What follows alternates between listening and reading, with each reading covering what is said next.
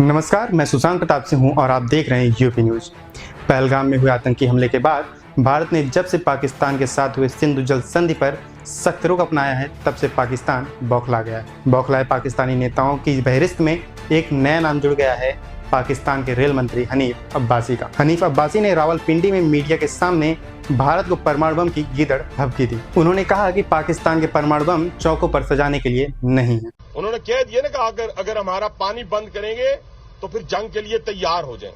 ये जो गोरी, शहीन, गजनवी, ये चौकों में सजाने के लिए नहीं हमने रखे हुए, ये हमने हिंदुस्तान के लिए रखे हैं बाबा।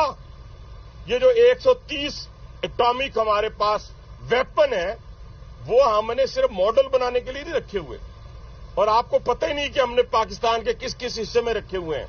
ये दुनिया भी जानती है, आप भी जानते हैं, वरना आप तो इतने मक्कार बनिए हैं कि अभी तक पाकिस्तान के ऊपर कई दफा हमलावर हो चुके होते। आपने बड़ी दफा कोशिश की, लेकिन जब आपको पता चला कि हमारे शाहीन जो है फिजाओं में आ गए हैं, तो आप भाग गए।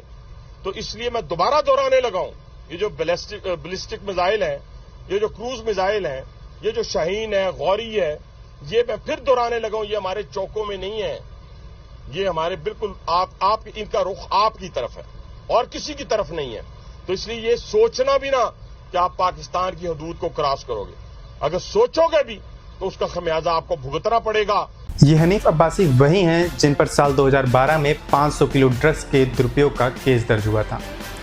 ड्रग्स केस में फंसे नेता जब भारत को परमाणु बम की गीदड़ भभकी देने लगे तो समझ लेना चाहिए कि पाकिस्तान की हकीकत क्या है। इसी बीच AIM प्रमुख असदुद्दीन ओवैसी ने भी पाकिस्तान को करारा जवाब दिया है। उन्होंने कहा है कि पाकिस्तान हर बार परमाणु बम की धमकी देता है, लेकिन उनको याद रखना चाहिए कि जब किसी देश में घुसकर आप निर्दोषों को मारेंगे तो वो देश भी चुप नहीं बैठेगा। ये बार बार पाकिस्तान ये कहता है कि हम न्यूक्लियर बॉम्ब हमारे पास है, एटॉमिक बॉम्ब है।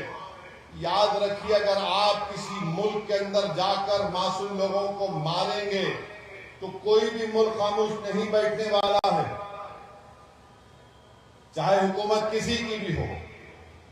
मगर इस तरह से आकर हमारी भारत की सरजमीन पर हमला करना और मजहब पूछकर किसी को गोली मारना, तुम कौन से दीन की बात कर रहे हो? तुम तो खवारिज से बदतर हो, तुम तो आईसिस के जानशीन हो जो हरकत। चाहे अब पाकिस्तानी नेता परमाणु बम की धमकी दें या फिर सिंध में हिंदुस्तानियों के खून बहाने की गीदड़ भभकियां दें, लेकिन अब भारत अपने राष्ट्रीय हितों के साथ समझौता नहीं करेगा। भारत अब पाकिस्तान को पानी में डुबोने के साथ साथ प्यासा भी मारेगा। ऐसी और तमाम जानकारियों के लिए जुड़े रहें यूपी न्यूज़ के साथ।